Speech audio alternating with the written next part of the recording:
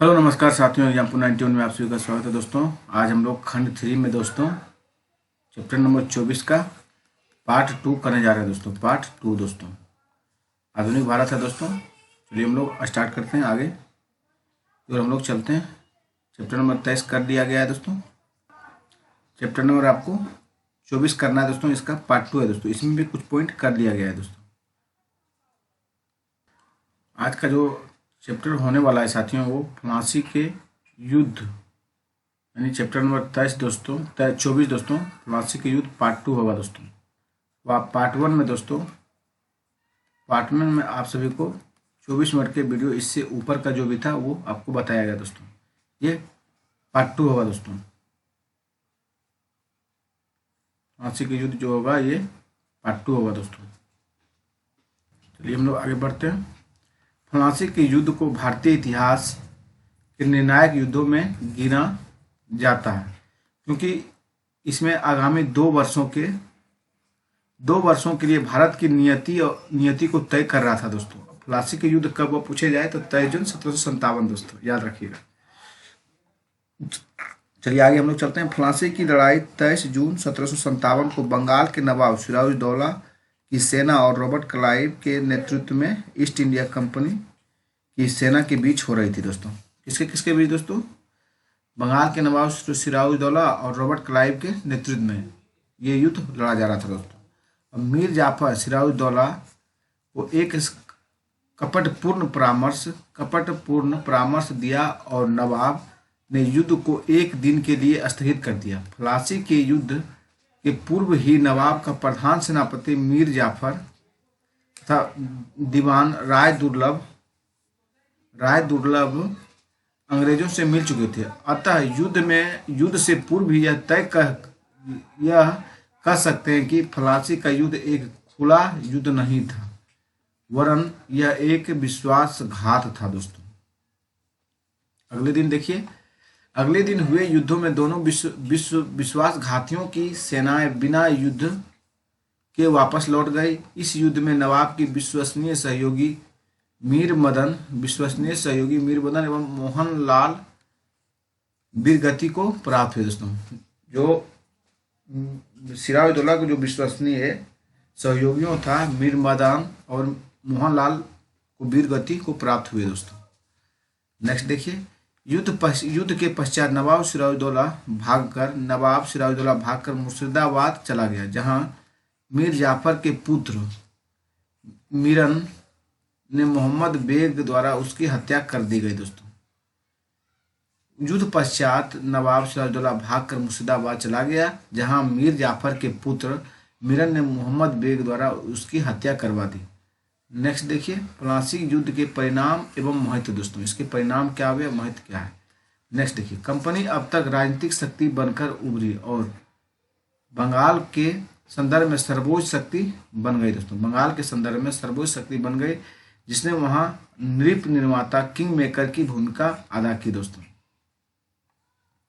फ्रांसी के युद्ध में अंग्रेजों की राजनीतिक शक्ति को स्थगित तो किया ही, साथ ही अंग्रेजों की सुगम पहुंच बंगाल के संपन्न खजाने तक भी पहुंचा दिया दोस्तों।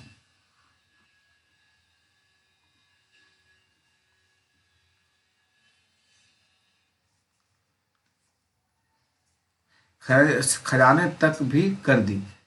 इस आर्थिक सहूलियत से अंग्रेजों की वित्तीय स्थिति सुदृढ़ हुई, जिससे उनकी सैन्य शक्ति और मजबूती प्रदान की और अंग्रेज इसी खजाने संसाधनों के सहारे पूरे भारत पर नियंत्रण करने में सफल रहे दोस्तों। युद्ध पश्चात नवाब बने मीर जाफर। युद्ध के पश्चात नवाब कौन बने? मीर जाफर ने दोस्तों। मीर जाफर ने कंपनी को 24 फरगना की जमींदारी प्रदान की, साथ ही बंगाल, बिहार और उड़ीसा में मुक्त व्यापार की अनुमति प्रदान की दोस्तों। फ्रांसी की विजय कंपनी विशेषज्ञ क्लाइव ने कूटनीति का परिणाम फ्रांसी की विजय कंपनी विशेषतः क्लाइव की कूटनीति का परिणाम था दोस्तों। मीर कासिम का नवाब बनना दोस्तों। चलिए इस पे हम लोग चर्चा करते हैं। फ्रांसी के युद्ध के पश्चात अंग्रेजों द्वारा मीर जाफर को बंगाल का नवाब बनाया गया, लेकिन कालांतर में क्लाइव और कंपनी की बढ़ती मांगों के कारण नवाब की आर्थिक स्थिति काफी कमजोर हो गई, जिससे उसे कठिन परिस्थितियों का सामना करना पड़ा। मीर जाफर कंपनी की मांगों को पूरा करने में असफल रहा।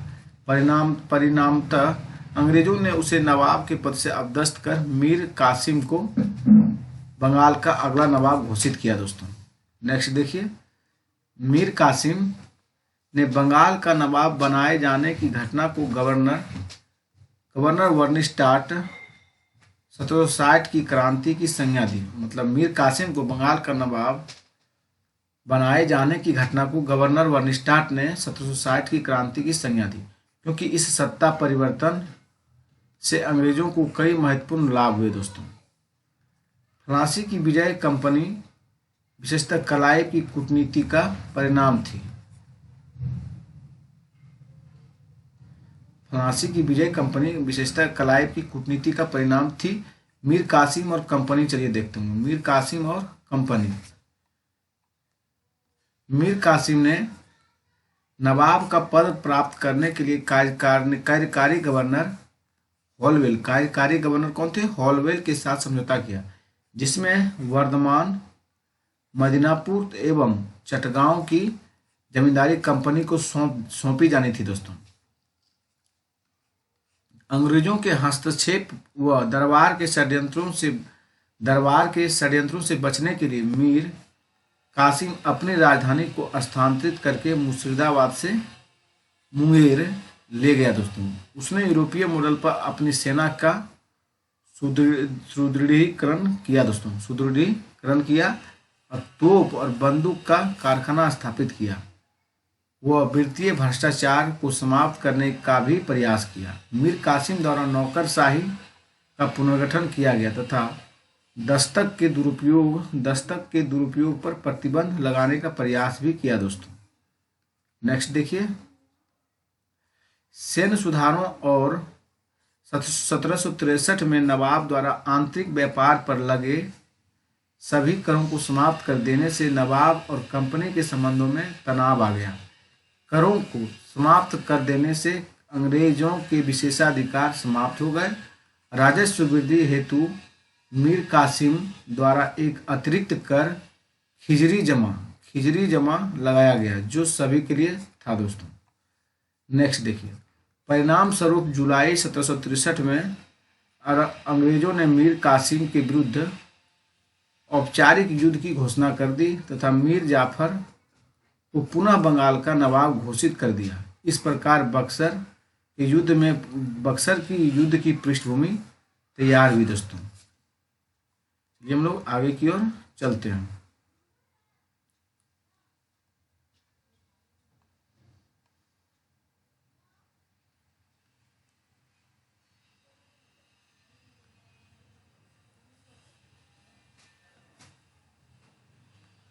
बंगाल से निष्कासित होने के बाद मीर कासिम ने अवध के नवाब शुजाउद्दौला से शरण मांगी।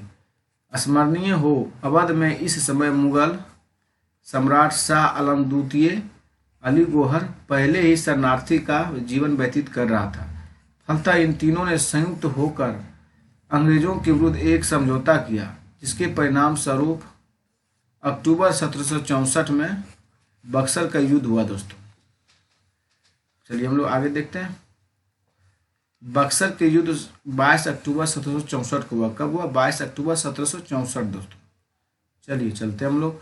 बक्सर के युद्ध में अंग्रेजों की सेना का सफल नेतृत्व हेक्टर मुनरो ने किया। किसने किया दोस्तों? Hector Munro. और मीर कासिम की सेना का नेतृत्व गुरगीन खां किया। मीर कासिम सेना का नेतृत्व किसने किया? गुरगीन खां द्वारा। दोस्तों नेक्स्ट देखिए, बक्सर युद्ध में शुजाउद्दौला और मीर कासिम और शाह आलम द्वितीय के नेतृत्व वाली सम्मिलित सेना की पराजय हुई। इस युद्ध के पश्चात शाह आलम द्वितीय अंग्रेजों की शरण में आ गए। दूसरी ओर नवाब शुजाउद्दौला ने कुछ दिन तक विरोध करने के बाद आत्मसमर्पण कर दिया। मीर कासिम दिल्ली की ओर भाग गया, जहां 1777 में उसकी मृत्यु हो गई दोस्तों। 1777 में। बक्सर युद्ध का परिणाम और महत्व चलिए हम लोग देखते हैं। बक्सर का युद्ध सैन्य दृष्टिकोण से अंग्रेजों की बहुत बड़ी सफलता थी दोस्तों, क्योंकि फ्रांसी के युद्ध के विजयी सिराजुद्दौला के सेना नायकों के विश्वासघात का परिणाम थी दोस्तों। किंतु बक्सर के युद्ध में अंग्रेज बिना किसी छल कपट के विजयी हुए थे। इस युद्ध में विजय के पश्चात बंगाल में अंग्रेजी सत्ता के प्रभुत्व की स्थापना हुई। कंपनी ने एक अखिल भारतीय शक्ति का रूप धारण कर लिया। वस्तुतः इस विजय ने फ्रांसी के परिणामों को और पुख्ता कर दिया। भारत में अब अंग्रेजों को चुनौती देने वाली कोई शक्ति प्रत्यक्ष तौर पर मौजूद नहीं थी दोस्तों। पी.ई.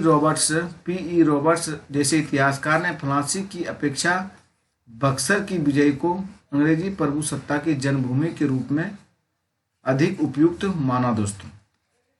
पी.ई. रॉबर्ट्स ने जैसे इतिहासकार ने फ्रांसी की अपेक्षा बक्सर के विजय को अंग्रेज प्रभुसत्ता की जन्मभूमि के रूप में अधिक उपयुक्त माना। चलिए देखते हैं 17 अगस्त 1765 की इलाहाबाद संधि दोस्तों। 1765 में इलाहाबाद की संधि हेतु क्लाइव दूसरी बार बंगाल का गवर्नर बनकर लॉर्ड क्लाइव को भेजा गया दोस्तों। यह संधि 2 चरणों में संपन्न हुआ दोस्तों। एक बार फिर से देखा जाए दोस्तों, इलाहाबाद की संधि हेतु क्लाइव को भेजा गया। यह संधि 2 चरणों में संपन्न हुई और दूसरी बार बंगाल का गवर्नर बनकर आया लॉर्ड क्लाइव दोस्तों। इलाहाबाद की प्रथम संधि दोस्तों 12 अगस्त 1765 को हुआ। कब हुआ? 12 अगस्त 1765 को। यह संधि मुगल सम्राट शाह आलम द्वितीय तथा अंग्रेज गवर्नर क्लाइव के मध्य संपन्न हुए। इस संधि के तहत कंपनी को मुगल सम्राट शाह आलम द्वितीय से अस्थायी रूप से बंगाल, बिहार और उड़ीसा को दीवानी प्राप्त हुई। इसके बदले कंपनी ने मुगल सम्राट को 26 लाख रुपए वार्षिक पेंशन देना स्वीकार किया दोस्तों। नेक्स्ट देखिए, कंपनी ने अवध के नवाब से कारा और इलाहाबाद के क्षेत्र को लेकर मुगल सम्राट शाह आलम द्वितीय को सौंप दिए। आगे चलिए दोस्तों हम लोग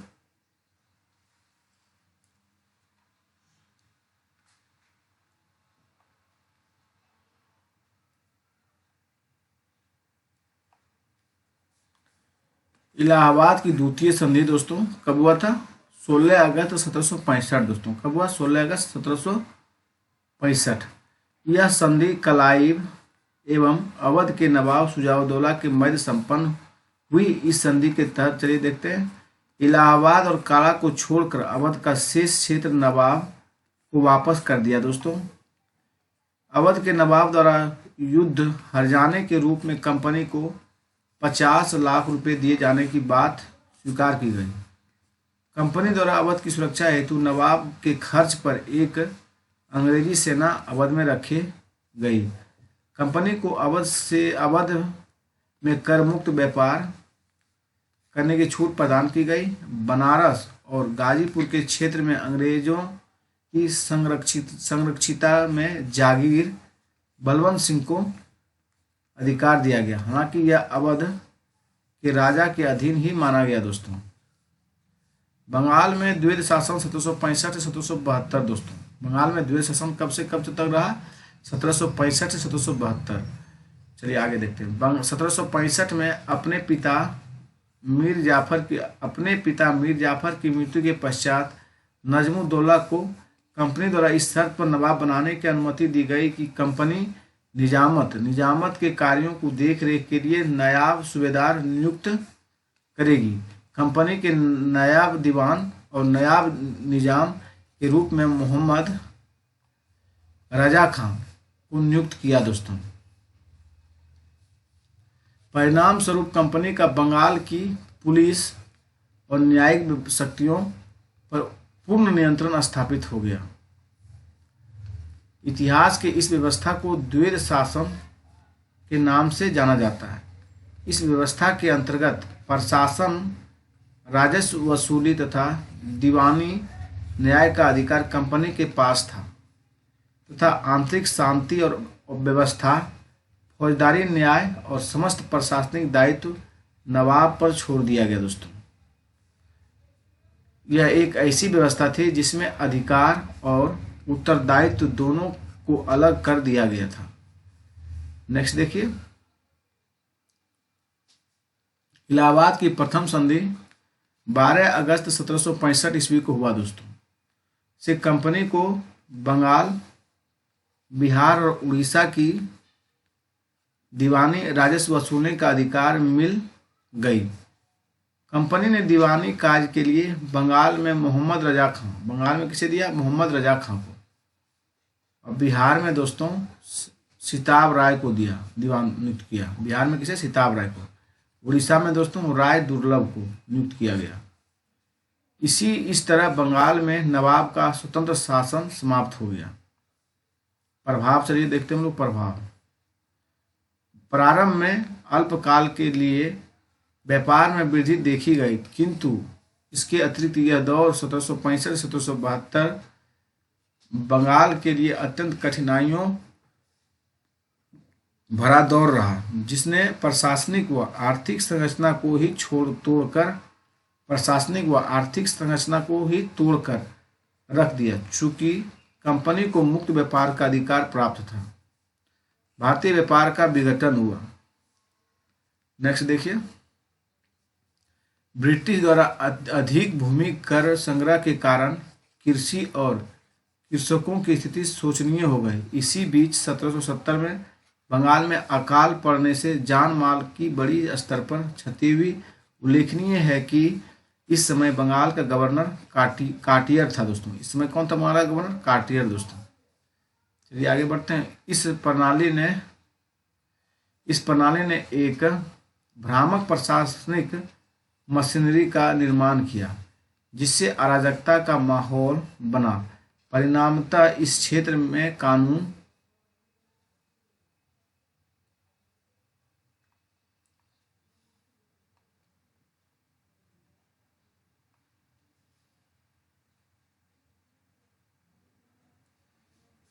कानून व्यवस्था लगभग ठप हो गई। इसी संदर्भ में के.एम. पनिकर ने कहा कि अंग्रेजों ने 1765 से 1772 के मध्य बंगाल में डाकुओं का राज स्थापित कर दिया। दोस्तों, बंगाल के ब्रिटिश गवर्नर देखिए, बंगाल के ब्रिटिश गवर्नर रहे थे क्लाइव था। दोस्तों, 1757 से 60 और 1765 से 67 के बीच रहे थे। आपके रॉबर्ट क्लाइव दोस्तों बंगाल के गवर्नर हुआ करते थे 1757 से 60, फिर 65 से 67 के बीच। दोस्तों, और ये हिस्ट्री 32वां क्वेश्चन बीपीएससी 2.0 में पूछा गया सवाल है। दोस्तों, वर्निस्टार्ट का शासन 1760 से 1765 तक रहा। दोस्तों, अब वेरलेस्ट का 1767 से 69 तक शासन रहा, और कार्टियर का दोस्तों 1769 से 72 तक शासन रहा कार्टियर का। दोस्तों, चलिए हम लोग आगे देखते हैं। बंगाल के प्रभु सत्ता संपन्न शासक के रूप में कंपनी, चलिए देखते हैं। 1772 में जब वारेन हेस्टिंग को बंगाल का गवर्नर नियुक्त किया गया, तब तक क्लाइव द्वारा बंगाल में स्थापित द्वैध शासन प्रणाली पूर्णतः विफल हो चुकी थी।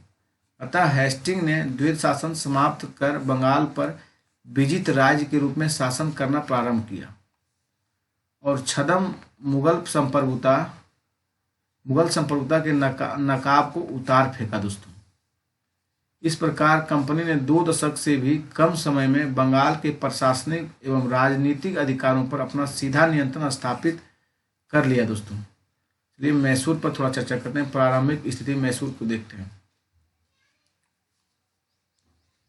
विजयनगर के पतन के बाद मैसूर वाडियार वंश का शासक था। दोस्तों, किसका था? वाडियार वंश के शासन में एक स्वतंत्र राज्य के रूप में उभरा। दोस्तों, 18वीं शताब्दी में इस राज्य का वास्तविक शक्ति सेनापति देवराज और राजस्व मंत्री नजराज के हाथों में आ गया दोस्तों, आ जाती है।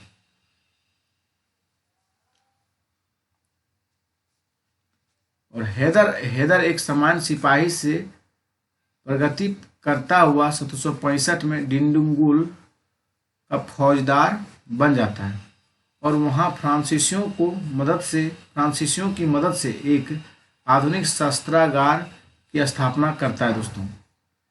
1761 में हैदर मैसूर का वास्तविक शासक बन जाता है और 1776 में स्वयं को राजा घोषित करता है दोस्तों। उल्लेखनीय है कि हैदर पेशवा माधव राव से परास्त तो होता है और मराठों को चौथ भी देने को विवश होता है, किंतु माधव राव की मृत्यु के बाद पुनः अपने क्षेत्र वापस जीत लेता है और थोड़े ही समय में मैसूर का एक शक्तिशाली राज्य के रूप में उभरा पड़ोसी राज्यों की ईर्ष्या का सबब बनता है। हैदर ने अंग्रेजों के विरुद्ध नौसेना के महत्व की पहचान कर ली, जिसे व्यवहारिक रूप देने का कार्य टीपू सुल्तान ने किया, सीमित रूप से।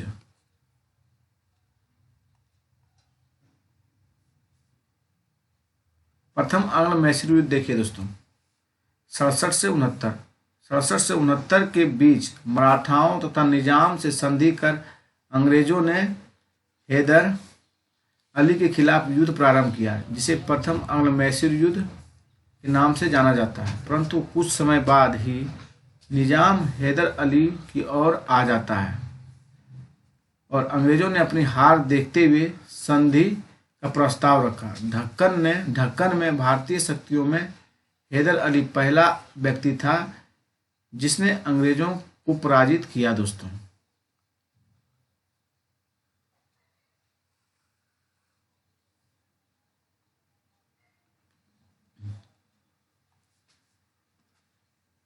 प्रथम आंग्ल मैसूर युद्ध हैदर अली और अंग्रेजों के बीच एक संधि, मद्रास की संधि 1769 के बाद समाप्त होती है दोस्तों। संधि के अनुसार एक दूसरे के जीते हुए प्रदेश को लौटा दिया गया तथा युद्ध की स्थिति दोनों ने एक दूसरे के साथ देने की बात स्वीकार की दोस्तों। द्वितीय आंग्ल मैसूर युद्ध देखिए दोस्तों, द्वितीय आंग्ल मैसूर युद्ध 1780 से 84 दोस्तों। एक बार पुनः अंग्रेजों और हैदर के बीच संबंध कट्टू हुए जब 1770 से 1771 में मराठाओं ने उस पर आक्रमण किया और अंग्रेजों ने सहायता नहीं दी, तो यह 1769 की मद्रास की संधि की शर्तों का उल्लंघन था दोस्तों। और 1780 में हैदर अली ने कर्नाटक में अरकाट पर आक्रमण कर द्वितीय आंग्ल मैसूर युद्ध की शुरुआत की। इस युद्ध में निजाम और मराठा ने उसका साथ दिया। उसने अंग्रेज कर्नल बेली को बुरी तरह से परास्त कर अरकाट पर अधिकार कर लिया दोस्तों। उसने अंग्रेज कर्नल बेली को बुरी तरह परास्त कर अरकाट पर अधिकार कर लिया। नेक्स्ट देखिए, 1780-81 का वर्ष ब्रिटिश साम्राज्य के लिए सर्वाधिक संकट का वर्ष था, क्योंकि जहां अमेरिकी उपनिवेश स्वतंत्र हो रहे थे, वहीं फ्रांस और हॉलैंड और स्पेन जैसे देश ब्रिटिश के विरुद्ध अमेरिका का साथ दे रहे थे। भारत में भी मैसूर निजाम और मराठा त्रिगुट इनके विरुद्ध लड़ रहा था। तत्कालीन गवर्नर जनरल वारेन हेस्टिंग ने हैदर अली से मुकाबले के लिए आयरकूट को दक्षिण भेजा, जिसने अपनी सफलता कूटनीति से महादजी सिंधिया और निजाम को अंग्रेजी विरोधी गुट से अलग करने में सफलता प्राप्त की। लेकिन गुट के बिखर जाने से हैदर अली के उत्साह में किसी प्रकार की कोई कमी नहीं आई दोस्तों। 1781 में हैदर अली और अंग्रेजों हैदर अली और अंग्रेज जनरल सर आयरकूट के नेतृत्व में के बीच पोर्टोनोवा का युद्ध हुआ, जिसमें हैदर अली पराजित हुआ, लेकिन अंग्रेजों को इस सफलता का अधिक लाभ नहीं मिला।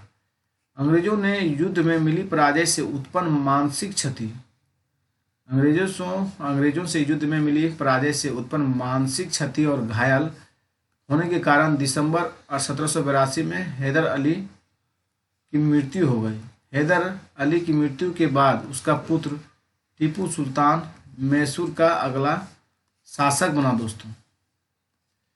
हैदर अली की मृत्यु के बाद टीपू सुल्तान ने युद्ध जारी रखा, लेकिन इसी समय यूरोप की संधि के कारण फ्रांसीसी युद्ध से अलग हो गए और टीपू ने अंग्रेजों से मंगलोर की संधि 1784 कर ली दोस्तों। इसलिए टीपू सुल्तान के बारे में जानते हैं हम लोग। 1782 में टीपू सुल्तान अपने पिता हैदर अली की मृत्यु के बाद मैसूर का शासक बना। टीपू अपनी राजनीतिक दूरदर्शिता और शासन प्रशासन में आधुनिक कारकों को अपनाने के कारण अधिक पहचाना जाता है दोस्तों। टीपू को एक साथ कई भाषाओं जैसे अरबी, फारसी, उर्दू एवं कन्नड़ आदि का ज्ञान था। उसने अपने जीवन प्रयोग के अंतर्गत नई मुद्रा, नई मापतोल की इकाई और नवीन संवत यानी कैलेंडर का प्रचलन किया था। चलिए नेक्स्ट पॉइंट की ओर दोस्तों।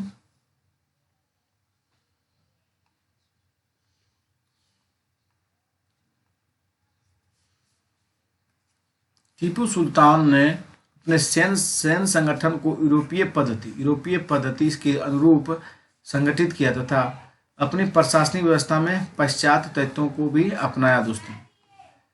नेक्स्ट देखिए, 1796 में अंग्रेजी नौसेना से मुकाबले के उद्देश्य से टीपू ने एक आधुनिक नौसेना खड़ी करने की कोशिश की। मोलिदाबाद यानी वाजिदाबाद और मंगलोर आदि में टीपू ने पोत निर्माण, घाट, डॉकयार्ड का निर्माण भी किया दोस्तों। नेक्स्ट देखिए, टीपू ने अपने पिता हैदर अली के विपरीत उसने सार्वजनिक रूप से शाही उपाधि धारण नहीं की, बादशाह की उपाधि धारण की तथा अपने नाम के सिक्के भी जारी किए दोस्तों। टीपू सुल्तान फ्रांसीसी क्रांति से प्रभावित थे। उसने अपनी राजधानी श्रीरंगपट्टनम में स्वतंत्रता का वृक्ष लगवाया और जेकोबियन क्लब का सदस्य बन गया तथा अपने को नागरिक टीपू पुकारा। जब 1791 में मराठा घुड़सवारों ने श्रृंगेरी की शारदा मंदिर को लूटा तो श्रृंगेरी की मुख्य पुरोहित की प्रार्थना पर टीपू ने मंदिर की मरम्मत पर शारदा देवी की मूर्ति की स्थापना के लिए धन दिया दोस्तों। टीपू अब भारत का प्रथम शासक था जो आर्थिक शक्ति को सैन्य शक्ति की नींव मानता था। टीपू ने यूरोपियों के समान ही व्यापारिक कंपनी के निर्माण की बात कही और इसी उद्देश्य से उसने आधुनिक उद्योगों की स्थापना को प्रोत्साहन दिया। उसने देशीय तथा अंतर्देशीय व्यापार को बढ़ावा देने के लिए अनेक गुमास्तों को नियुक्त किया एवं कई उद्योगों को राजकीय सहायता दी।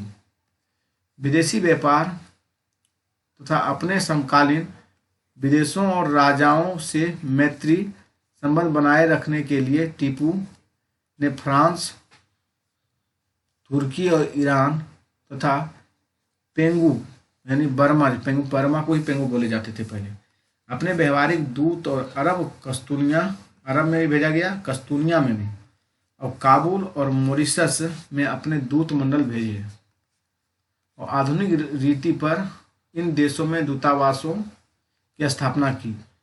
उसने बंदरगाह वाले नगरों में व्यापारिक संस्थाएं स्थापित करके रूस एवं अरब के साथ व्यापार बढ़ाने की कोशिश भी किया दोस्तों। टीपू अपने व्यक्तिगत धर्म के मामले में रूढ़िवादी था दोस्तों। टीपू जमींदारी व्यवस्था के स्थान पर रेतवाड़ी व्यवस्था को अपनाया। उसने करमुक्त भूमि इनाम पर अधिकार कर पोलीगरों के पैतृक अधिकार को जब्त कर लिया दोस्तों। टीपू को सीधा साधा दैत्य कहा जाता है दोस्तों। टीपू को उसकी वीरता के कारण शेरे मैसूर कहा जाता है। उसका मानना था कि शेर की तरह एक दिन जीना बेहतर है, लेकिन भेड़ की तरह लंबी जिंदगी जीना अच्छा नहीं है दोस्तों। टीपू को यह श्रेय दिया जाता है कि वह प्रथम व्यक्ति था जिसने रॉकेट का युद्ध में प्रयोग किया। चलिए हम लोग आगे की ओर चलते हैं। तृतीय अंग मैसूर युद्ध हुआ दोस्तों 1792 में। कब हुआ? 1790 से 92 दोस्तों। टीपू मंगलौर की संधि से संतुष्ट नहीं था, फलस्वरूप उसने कस्तूनिया और फ्रांस में अपने दूत भेजकर उनसे भी सहायता प्राप्त करने की कोशिश की दोस्तों। टीपू के समय लड़े गए तृतीय अंग मैसूर युद्ध के कारण अंग्रेजों ने इसी आधार पर तैयार किया कि टीपू ने फ्रांसीसियों से अंग्रेजों के विरुद्ध गुप्त समझौता किया था। टीपू ने 1789 में त्रावणकोर पर आक्रमण कर दिया। परिणामतः कॉर्नवालिस ने 1790 में सेना का नेतृत्व करते हुए बेलूर और बेंगलोर पर अधिकार कर श्रीरंगपट्टनम पर आक्रमण किया दोस्तों। अंग्रेज ने पुनः हैदराबाद के निजाम और मराठों के सहयोग से श्रीरंगपट्टनम पर आक्रमण किया दोस्तों। 1792 में तत्कालीन गवर्नर जनरल कॉर्नवालिस ने टीपू के श्रीरंगपट्टनम स्थित किले को घेर कर उसे संधि के लिए मजबूर किया दोस्तों। अंग्रेजों और टीपू के बीच मार्च 1792 में श्रीरंगपट्टनम की संधि संपन्न हुई। संधि की शर्तों के अनुसार टीपू अपने राज्य का आधा हिस्सा अंग्रेजों तथा उनके सहयोगियों को देना था। साथ ही युद्ध के हर्जाने के रूप में 3 करोड़ रुपया भी अंग्रेजों को देना था। हर्जाना ना देने तक अंग्रेजों ने टीपू के 2 पुत्रों को बंधक बनाकर रखा था दोस्तों। इस संधि के अंतर्गत अंग्रेजों को 12 महल, डिंडुगुल और मालाबार मिला। अब मराठों को तुंगभद्रा नदी के उत्तर का भाग और निजाम को पेनार और कृष्णा नदी के बीच का भाग मिला दोस्तों। इसी संदर्भ में कॉर्नवालिस ने कहा था कि हमने अपने मित्रों को शक्तिशाली बनाए बिना अपने शत्रु को पंगु कर दिया। चतुर्थ अंग मैसूर दोस्तों 1799 में हुआ। कब हुआ? चतुर्थ अंग मैसूर 1799 दोस्तों। एक बार पुनः अधिकार क्षेत्र अंग्रेजों को बढ़ती राजनीतिक लालसा के कारण टीपू अंग्रेजों के बीच युद्ध चतुर्थ अंग मैसूर युद्ध लड़ा गया दोस्तों। इस युद्ध के समय टीपू ने अंग्रेजों से मुकाबले हेतु अंतर्राष्ट्रीय सहयोग लेने के प्रयास किए। उसने इसी संबंध में नेपोलियन से भी पत्र व्यवहार किया दोस्तों। लेकिन 4 मई 1799 को टीपू अंग्रेजों की संयुक्त सेना से बहादुरी के साथ लड़ते हुए युद्ध में मारा गया दोस्तों। अंग्रेजों ने श्रीरंगपट्टनम पर अधिकार कर लिया और अंग्रेजों ने मैसूर पर नियंत्रण स्थापित करके पुराने वाडियार वंश के अल्प आयु शासक कृष्णराज द्वितीय को सत्ता सौंपकर उससे सहायक संधि कर ली दोस्तों। अंग मैसूर युद्ध, वर्ष, गवर्नर जनरल और संधि देखते हैं। चलिए प्रथम हुआ दोस्तों। प्रथम कब हुआ? 1767 से 69 दोस्तों। और हैरी वेरलेस्ट थे। कौन थे? हैरी वेरलेस्ट। और संधि मद्रास की संधि भी थे दोस्तों। द्वितीय हुआ 1780-84। वैरेन हेस्टिंग था दोस्तों द्वितीय में, और इसमें मंगलौर की संधि के तहत समाप्त हुआ दोस्तों। चलिए हम लोग नेक्स्ट चलते हैं।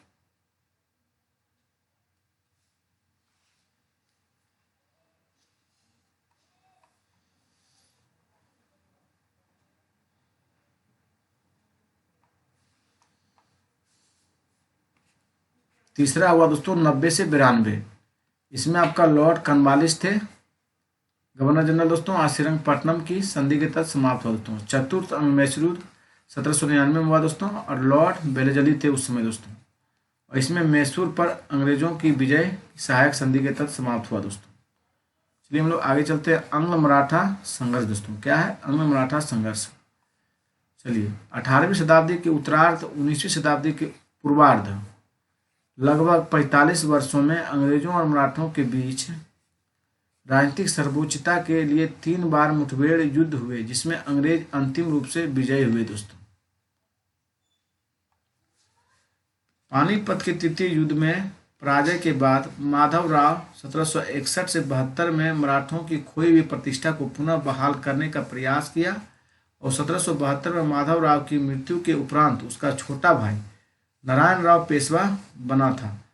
1773 में उसके चाचा रघुनाथ राव ने उसकी हत्या करवा दी और नारायण राव के पुत्र माधव नारायण राव को उसका पेशवा घोषित किया। तब रघुनाथ राव, रघोबा जिसे बोलते थे, ने पेशवा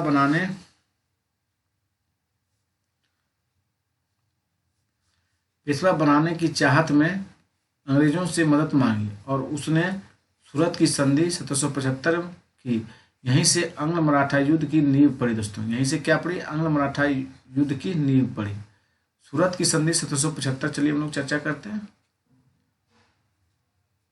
सूरत की संधि 1775 के तहत पेशवा पद के बदले नजराना तथा सालसेट बेसिन व थाने का क्षेत्र अंग्रेजों को देना निश्चित हुआ। दोस्तों सूरत एवं भड़ोच पर राजस्व भी अंग्रेजों को दिया जाना तय हुआ। इसके बदले अंग्रेज राघोबा को पेशवा बनाने पर सहमत हो गए। सूरत की संधि बम्बई की अंग्रेजी सरकार एवं रघुनाथ राव के बीच हुई थी, जिसका कलकत्ता की अंग्रेजी सरकार ने विरोध किया। नेक्स्ट देखिए, प्रथम अंग्ल मराठा युद्ध 1775 से 82। दोस्तों सूरत की संधि के तहत कर्नल कटिंग के नेतृत्व में जब एक अंग्रेज सेना सूरत पहुंची तो मराठों ने इसका विरोध किया। परिणाम स्वरूप 18 मई 1875 को आरस के मैदान में अंग्रेजों और मराठों सेनाओं के बीच युद्ध हुआ, जिसमें मराठों की पराजय हुई। दोस्तों हालांकि पूना में मराठों का अधिकार बना रहा। युद्ध पश्चात पुरंदर की संधि के तहत हुआ। दोस्तों युद्ध की समाप्ति कैसे हुआ? पुरंदर की संधि के तहत। दोस्तों नेक्स्ट चलिए, पुरंदर की संधि 1776 के तहत यह निश्चित किया गया कि कंपनी राघोबा का समर्थन नहीं करेगी, किंतु सालसेट और थाने पर अंग्रेजों का प्रभुत्व बना रहेगा। पुरंदर की संधि कलकत्ता की अंग्रेजी सरकार और पूना दरबार के बीच हुई थी। दोस्तों नेक्स्ट देखिए, बम्बई की अंग्रेजी सरकार ने पुरंदर की संधि का विरोध किया। परिणामतः बम्बई सरकार ने पुनः युद्ध छेड़ दिया। 1769 में पश्चिमी घाट में स्थित ताला गांव की लड़ाई में अंग्रेजों को पराजय झेलनी पड़ी। फलस्वरूप बम्बई सरकार ने पूना दरबार में बड़गांव की अपमानजनक संधि करनी पड़ी। दोस्तों नेक्स्ट चलिए,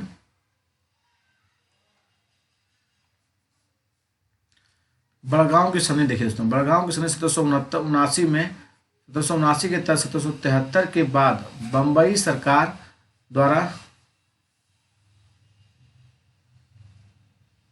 1769 के तहत 1773 के बीच बम्बई सरकार द्वारा विजित सारे मराठी क्षेत्र वापस करने पड़े। वारंग हेस्टिंग के लिए यह काफी अपमानजनक संधि थी। फलतः उसने इसे मानने से इनकार कर दिया। कालांतर में अंग्रेज सरकार और पूना दरबार के बीच सालवाई की संधि हुई। दोस्तों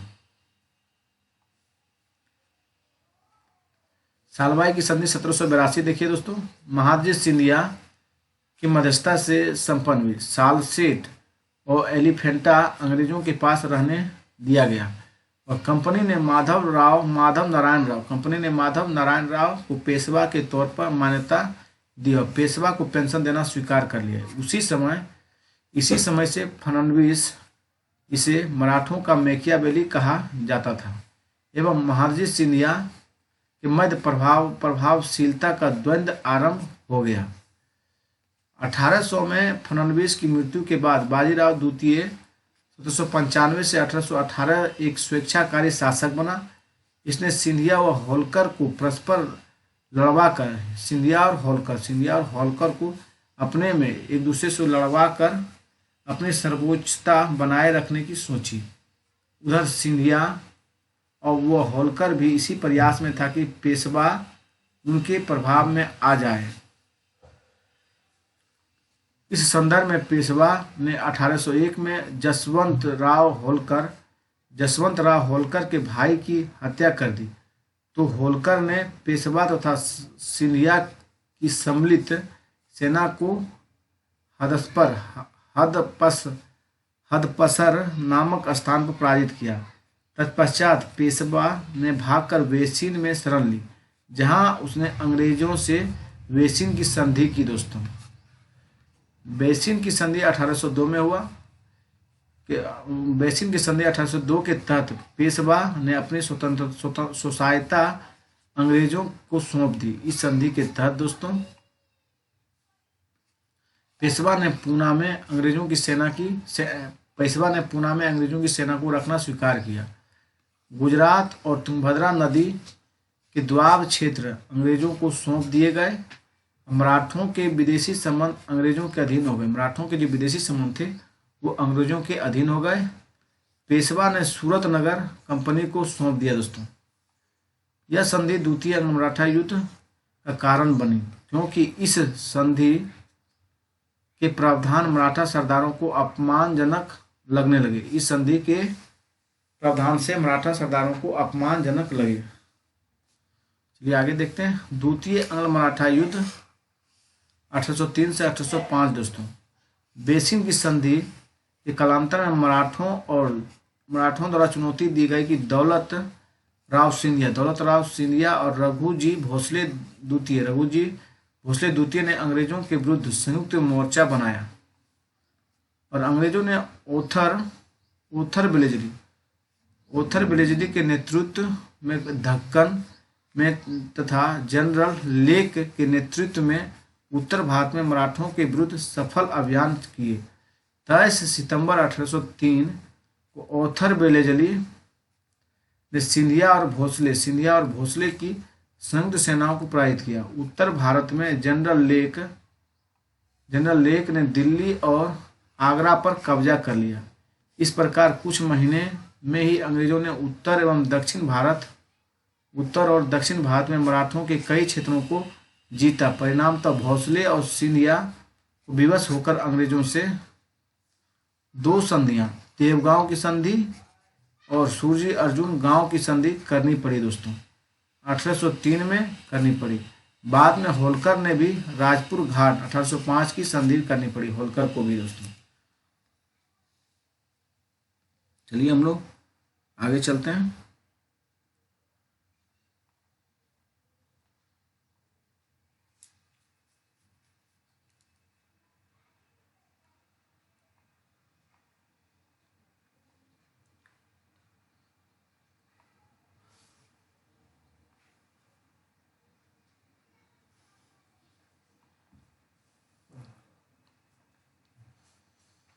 अंग्रेजों और मराठों के बीच हुए महत्वपूर्ण संधियां देखिए। संधियां दोस्तों वर्ष है और संधि पक्ष है। दोस्तों, सूरत की संधि दोस्तों 1775 में रघुनाथ राव और अंग्रेजों के बीच हुई। किसके बीच? रघुनाथ राव और अंग्रेजों के बीच हुआ। दोस्तों, और सालवाई की संधि दोस्तों 1782 में सिंधिया की मध्यस्थता से पूना दरबार तथा अंग्रेजों के बीच हुआ। दोस्तों, और बेसिन की संधि दोस्तों 1802 में बाजीराव द्वितीय और अंग्रेजों के बीच हुआ बेसिन की संधि। दोस्तों, अब देवगांव की संधि दोस्तों 1803 में भोसले और अंग्रेजों के बीच हुआ देवगांव संधि। सूर्य अर्जुन गांव की संधि दोस्तों ये हुआ 1803 में सिंधिया और अंग्रेजों के बीच। दोस्तों, किसके बीच? सिंधिया और अंग्रेजों के बीच। दोस्तों, चलिए हम लोग आगे चलते हैं। राजपुर घाट की संधि दोस्तों 1805 में होलकर और अंग्रेजों के बीच हुआ।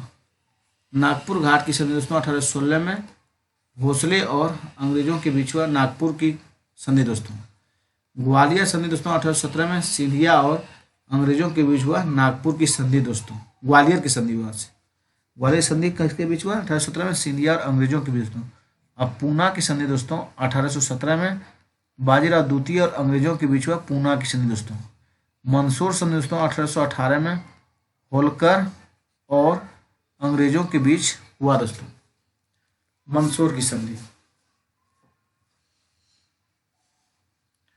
चलिए हम लोग आगे चलते हैं। तृतीय अंग्ल मराठा युद्ध दोस्तों, ये 1816 से 19 में हुआ था। आंग्ल मराठा टकराव का तृतीय एवं अंतिम चरण लॉर्ड हेस्टिंग के आने पर आरंभ हुआ दोस्तों। तृतीय अंग्ल मराठा युद्ध का एक बड़ा कारण तत्कालिक गवर्नर जनरल लॉर्ड हेस्टिंग की दमनात्मक नीतियां भी थी दोस्तों। हेस्टिंग ने पिंडारियों के विरुद्ध अपने अभियान की शुरुआत की, जिसमें मराठाओं के प्रभुत्व की चुनौती मिली थी दोस्तों। हम लोग पिंडारियों के बारे में थोड़ा जानते हैं। पिंडारी मराठा सेना में अवेतनिक सैनिक के रूप में अपनी सेवा देते थे। ये लूट मार करने वाले दलों के रूप में होते थे। इनकी नियुक्ति बाजीराव प्रथम के समय शुरू हुई थी। ये मराठों की ओर से युद्ध में भाग लेते थे, जिसके बदले उन्हें लूट से प्राप्त रकम का एक निश्चित हिस्सा दिया जाता था दोस्तों। पिंडारियों के विरुद्ध हेस्टिंग की प्रत्यक्ष कार्रवाई तृतीय अंग्ल मराठा युद्ध शुरू हो गई दोस्तों। मराठों ने पूना के अंग्रेज रेजिडेंट्स व अन्य कैंपों पर हमले किए। इस युद्ध में अंततः पेशवा अंग्रेजों से पराजित हुआ और आत्मसमर्पण कर लिया। परिणामतः दोनों के बीच पूना की संधि हुई दोस्तों। पूना की संधि और पेशवा का अंत दोस्तों, चलिए देखते हैं। तृतीय अंग्ल मराठा युद्ध की समाप्ति पर अंग्रेजों द्वारा पेशवा के साथ एक संधि की गई, जिसके अनुसार पेशवा का समस्त राज्य बम्बई प्रेसिडेंसी इस अंग्रेजी राज्य में मिला लिया गया। पेशवा के अतिरिक्त संधियां भोसले आदि ने भी संधियों के माध्यम से अंग्रेजी संरक्षण स्वीकार कर लिया दोस्तों।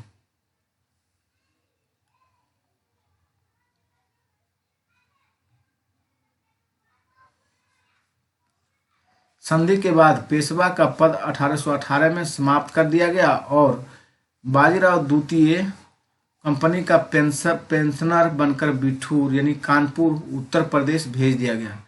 पेशवा के सहायक त्रियंबक राव को आजीवन कारावास देकर बनारस के पास चुनार के दुर्ग में कैद कर दिया।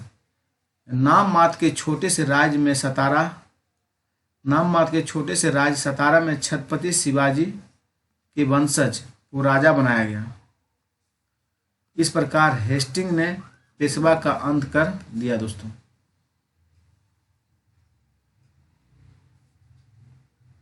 चलिए अंग्ल मराठा संघर्ष वर्ष और गवर्नर जनरल देखते हैं। प्रथम अंग्ल मराठा 1775 से 1782 दोस्तों वारेन हेस्टिंग के काल समय हुआ था। किसके समय? वारेन हेस्टिंग दोस्तों। द्वितीय आपका दोस्तों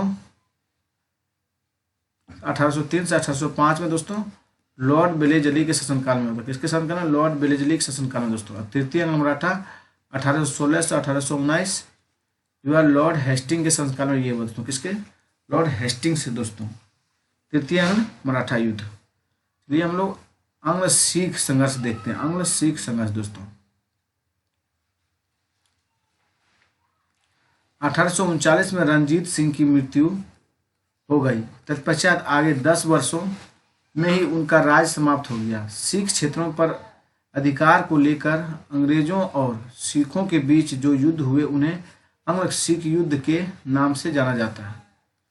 पंजाब के संदर्भ में ऑसबर्न का कहना था कि रणजीत सिंह की मृत्यु के बाद हमें पंजाब का विलय कर लेना चाहिए। जब हम बड़े बड़े ऊंट को निगल चुके हैं तो इस मच्छर की बात ही क्या है।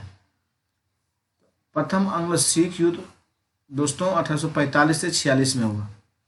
कब हुआ? 1845 से 46 में प्रथम अंग्ल सिख युद्ध दोस्तों।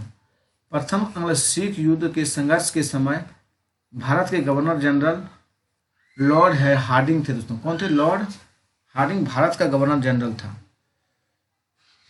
तथा अंग्रेजी सेना का प्रमुख सर हागुप था दोस्तों। अंग्रेजी सेना ने सितंबर 1845 में मुदंकी दिसंबर 1845 में फिरोज शाह और जनवरी 1846 में बधोवाल और अलीवाल की लड़ाई लड़ी, परंतु सबराओं की लड़ाई फरवरी 1846 में निर्णायक सिद्ध हुई दोस्तों। इस युद्ध के पश्चात मार्च 1846 में अंग्रेजों और सिखों के बीच लाहौर की संधि संपन्न हुई दोस्तों। इस संधि के अनुसार सिखों ने सतलुज नदी से दक्षिण की तरफ के सारे क्षेत्र अंग्रेजों को सौंप दिए दोस्तों। इस संधि के बदले में अंग्रेजों ने दिलीप सिंह को महाराजा तथा लाल सिंह को वजीर के रूप में स्वीकार कर लिया। लाहौर के क्षेत्रफल को कम करने के उद्देश्य से अंग्रेजों ने कश्मीर क्षेत्र के राजा गुलाब सिंह को बेच दिया। लाहौर के क्षेत्र को कम करने के उद्देश्य से अंग्रेजों ने कश्मीर के क्षेत्र को राजा गुलाब सिंह को बेच दिया, जिस कारण सिखों ने लाल सिंह के नेतृत्व में पुनः विद्रोह कर दिया दोस्तों।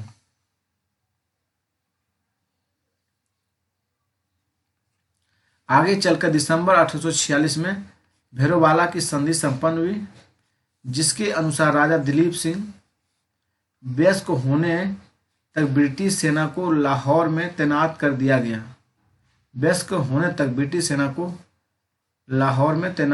गया। सिख सरदारों की एक परिषद अंग्रेजी रेजिमेंट की अध्यक्षता में शासन के कार्य हेतु नियुक्त की गई तथा राज्य के किसी भी हिस्से में ब्रिटिश सेना की तैनाती सुनिश्चित कर दी गई। तो साथियों हम लोग नेक्स्ट देखते हैं।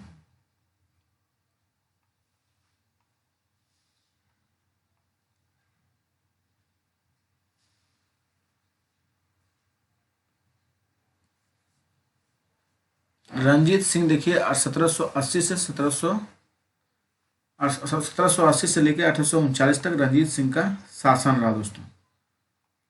चलिए हम लोग चर्चा करते हैं। रंजीत सिंह का जन्म 1780 में सुकरचकिया मिसल के प्रमुख महासिंह के यहाँ हुआ था। किसके यहाँ दोस्तों? महासिंह के यहाँ पे हुआ था। महासिंह की मृत्यु 1792 में रंजीत सिंह के 12 वर्ष की उम्र आयु में सुकरचकिया मिसल के प्रमुख बने थे दोस्तों। 1799 में रंजीत सिंह ने लाहौर पर कब्जा किया और 1802 में कुछ स्रोतों में 1805 भी दिया गया है भंगी मिसल से अमृतसर छीन लिया। रंजीत सिंह ने कुछ ही वर्षों में मुल्तान और कश्मीर और पेशावर पर अधिकार कर लिया दोस्तों। महाराजा रंजीत सिंह लाहौर को अपनी राजधानी बनाया तथा लाहौर में ही अदालत आला नामक न्यायालय की स्थापना भी की गई। रंजीत सिंह ने अपनी सेना का गठन यूरोपीय ढंग से किया, जिसमें घुड़सवार के प्रशिक्षण के लिए फ्रांसीसी सेनापति अलार्ड तथा पैदल सेना के लिए इटली के सेनापति बंदूरा और तोपखाने के लिए प्रशिक्षण के लिए फ्रांसीसी जनरल कोट एवं अमेरिकी कर्नल गार्डनर को नियुक्त किया दोस्तों। रंजीत सिंह के सैन्य संगठन को भारतीय पृष्ठभूमि में ब्रिटिश फ्रांसीसी सैन्य व्यवस्था कहा जाता है दोस्तों। रंजीत सिंह के सैन्य संगठन को भारतीय पृष्ठभूमि में ब्रिटिश फ्रांसीसी सैन्य व्यवस्था कहा जाता है। कहा जाता है कि रंजीत सिंह की फौज एशिया की दूसरी सबसे अच्छी फौज थी। पहला स्थान अंग्रेजी ईस्ट इंडिया कंपनी की फौज का था दोस्तों, दूसरा रंजीत सिंह की। रंजीत सिंह ने 1809 में राज्य की सुरक्षा की दृष्टि से चार्ल्स मेटकॉफ से अमृतसर की संधि की दोस्तों।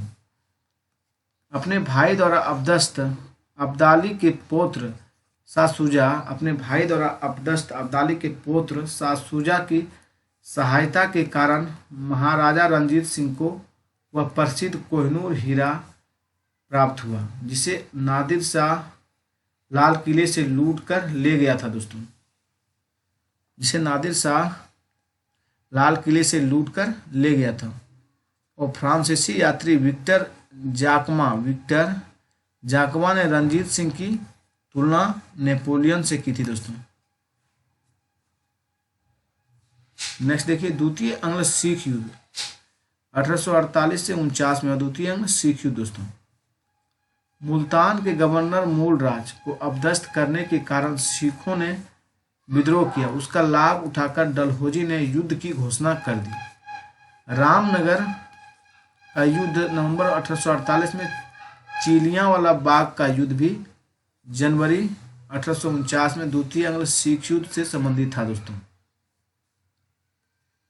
लॉर्ड डलहौजी ने शासनकाल में चार्ल्स नेपियर की नेतृत्व में अंग्रेजी सेना ने फरवरी 1849 में गुजरात के युद्ध में अंतिम रूप से सिख सेना को परास्त किया दोस्तों। कहाँ किया था?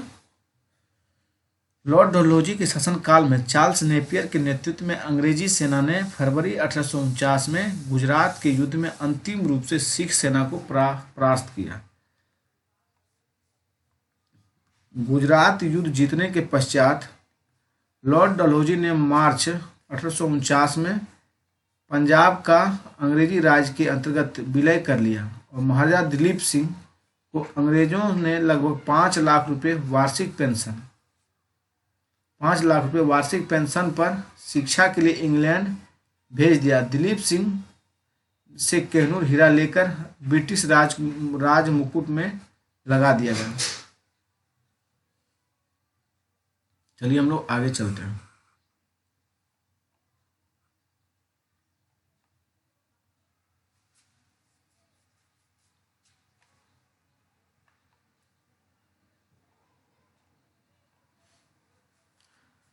अन्य युद्ध एवं संधियां देखिए दोस्तों। अंग्र नेपाल युद्ध देखिए, अंग्र नेपाल युद्ध 1814 से 16 दोस्तों। लॉर्ड हेस्टिंग ने सर्वप्रथम नेपाल राज्य के निवासी गोरखाओं से युद्ध किया। सीमावर्ती क्षेत्र होने के नाते इस प्रदेश का सामरिक महत्व अधिक था दोस्तों। चलिए हम लोग आगे चलते हैं। मार्च 1818 में गोरखाओं ने बातचीत के माध्यम से सुंगोली की संधि की संपुष्टि की, जिसके तहत अंग्रेजों ने गढ़वाल व कुमायूं के किले पर तराई का अधिकांश भाग प्राप्त हुआ दोस्तों। नेपाल ने सिक्किम राज्य से अपने समस्त अधिकार वापस ले लिया। नेपाल की राजधानी काठमांडू में अंग्रेजी रेजिमेंट तैनात की गई दोस्तों। आंग्ल बर्मा युद्ध देखिए दोस्तों। पूर्वी सीमावर्ती क्षेत्र बर्मा को 3 युद्ध व संधियों के पश्चात ब्रिटिश साम्राज्य में मिला लिया गया दोस्तों। लॉर्ड एमहर्स्ट ने मणिपुर व असम में उनके प्रवेश को लेकर युद्ध 1824 में किया दोस्तों। अंततः 1826 में यांडबू की संधि की गई। फिर देखिए 1852 में डलहौजी ने इमारती लकड़ियों व बर्मा के जंगलों पर आधिपत्य की इच्छा से युद्ध किया और लोअर बर्मा जिसे पेंगू भी कहते हैं के क्षेत्र पर अधिकार कर लिया दोस्तों।